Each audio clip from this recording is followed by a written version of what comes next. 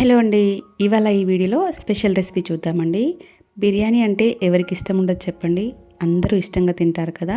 దమ్ బిర్యానీ చేయడానికి రైస్ సపరేట్గా ఉడికించాలి, చికెన్ మ్యారినేట్ చేసుకోవాలి, దాంతోపాటు గ్రేవీ కూడా ఉంటేనే బాగుంటుంది కదా. టైం అయితే ఎక్కువ పడుతుంది, కానీ బిర్యానీ తినాలని ఉంది, టైం లేదు అనుకున్నప్పుడు ఇలా సింపుల్గా చికెన్ పులావ్ చేసేసుకోండి, చాలా బాగుంటుంది. దమ్ బిర్యానీ టేస్ట్కి ఏమాత్రం తగ్గకుండా చాలా సింపుల్గా చాలా తక్కువ టైంలో మనం బిర్యానీ కావాలి అనుకున్న 1 అవర్ లోపే ఈ బిర్యానీ ప్రిపేర్ చేసుకోవచ్చు. కొత్తగా వంట నేర్చుకునే వాళ్ళు, అసలు టైం లేని వాళ్ళు, ముఖ్యంగా బ్యాచిలర్స్కి అయితే ది బెస్ట్ అని చెప్పొచ్చండి. చాలా సింపుల్గా ఈ పులావ్ రెసిపీని చేసేసుకోవచ్చు. ఈ వీడియో మొత్తం చూసి వీడియో నచ్చినట్టయితే లైక్ చేయడం మర్చిపోకండి. కొత్తగా చూస్తున్న వాళ్ళు సబ్స్క్రైబ్ చేసుకోండి.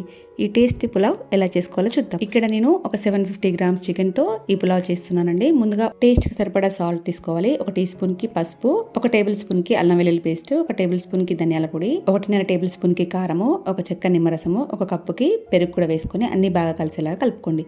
కారం ఉప్పు మీ టేస్ట్కి సరిపడా అడ్జస్ట్ చేసుకోండి. పచ్చిమిర్చి కూడా వేస్తాం కాబట్టి చూసి వేసుకోండి. ఇలా మసాలా ముక్కలకు బాగా పట్టేలాగా కలుపుకొని ఒక 10 నుంచి 15 నిమిషాలు పక్కకు పెట్టుకోండి. మ్యారినేట్ అవ్వాల్సిన అవసరం అయితే లేదండి. అలా పక్కకు పెట్టుకుంటే ఇంకొంచెం బాగుంటుంది. అదే టైంలో రైస్ని కూడా నానబెట్టుకోవాలి. ఒక 2 గ్లాసుల రైస్ని తీసుకొని 2 సార్లు బాగా వాష్ చేసుకొని వాటర్ వేసి పక్కకు పెట్టుకోవాలి. ఇప్పుడు పులావ్ ప్రిపేర్ చేసుకుందామండి. నేను ఇక్కడైతే ప్యాన్లో చేస్తున్నానండి. మీరు గిన్నెలో కానీ కుక్కర్లో కానీ చేసుకోవచ్చు. 3 టేబుల్ స్పూన్లకి ఆయిల్, 1 టేబుల్ స్పూన్కి నెయ్యి వేసుకొని అవి బాగా వేడైన తర్వాత ఓల్ గరం మసాలా వేసుకున్నానండి. మీ దగ్గర ఏ మసాలా ఉంటే అవి వేసేసుకోవచ్చు. తర్వాత ఒక 4 సన్నగా కట్ చేసిన పచ్చిమిర్చి, 2 పెద్ద సైజులో ఉన్న ఉల్లిపాయను కూడా ఇలా చిన్నగా కట్ చేసుకొని వేసుకొని కలర్ చేంజ్ అయ్యేంత వరకు వేయించుకోవాలి. ఇక్కడ 3 నుంచి 4 రెమ్మల కరివేపాకు కూడా వేసుకోండి. బిర్యానీకి మంచి రుచినిస్తుంది. ఇవన్నీ బాగా వేగిన తర్వాత 1 టీ స్పూన్కి పసుపు, 2 టీ స్పూన్లకి అల్లం వెల్లుల్లి పేస్ట్ కూడా వేసుకొని ఇలా బాగా కలుపుకోవాలి. ఆయిల్లో బాగా ఫ్రై అయిన తర్వాత ఒక గుప్పెడు కొత్తిమీర, పుదీనా కూడా వేసుకొని మంచిగా ఫ్రై చేసుకోవాలి. ఇదే టైంలో 1 టీ స్పూన్కి గరం మసాలా వేసుకోండి. బిర్యానీ మసాలా కానీ ఇంట్లో ప్రిపేర్ చేసిన గరం మసాలానే వేసుకోవచ్చండి, బాగుంటుంది. తర్వాత ఒక 2 పెద్ద సైజులో ఉన్న టమాటాలను కూడా వేసుకొని ఒకసారి కలుపుకొని మూత పెట్టుకొని టమాటా పూర్తిగా మగ్గేదాకా మగ్గించుకోవాలి. టమాటా పూర్తిగా మగ్గిన తర్వాత మనం కలిపెట్టుకున్న చికెన్ని దీంట్లో వేసుకొని ఒకసారి బాగా కలుపుకొని మూత పెట్టుకొని లో ఫ్లేమ్లోనే చికెన్ని మంచిగా ఉడికించుకోవాలి.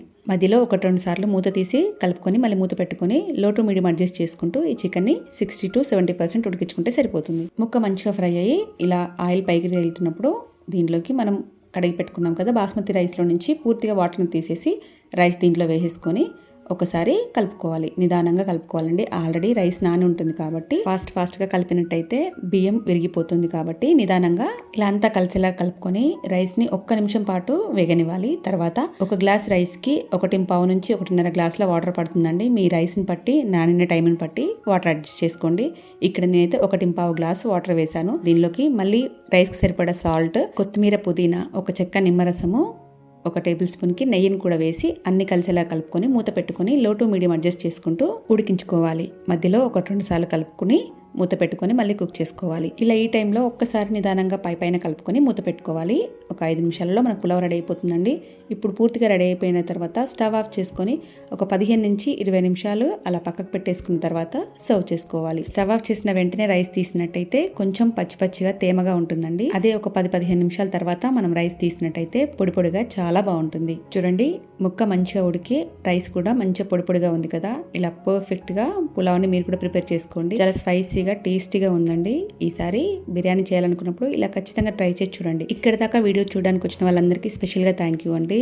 వీడియో నచ్చినట్టయితే లైక్ చేయడం మర్చిపోకండి. మీ ఫ్రెండ్స్కి షేర్ చేయండి. కామెంట్ సెక్షన్లో మీ ఒపీనియన్ షేర్ చేయండి. కొత్తగా చూస్తున్న వాళ్ళు సబ్స్క్రైబ్ చేసుకుని బెల్ ఐకాన్ క్లిక్ చేయండి. Thank you for watching.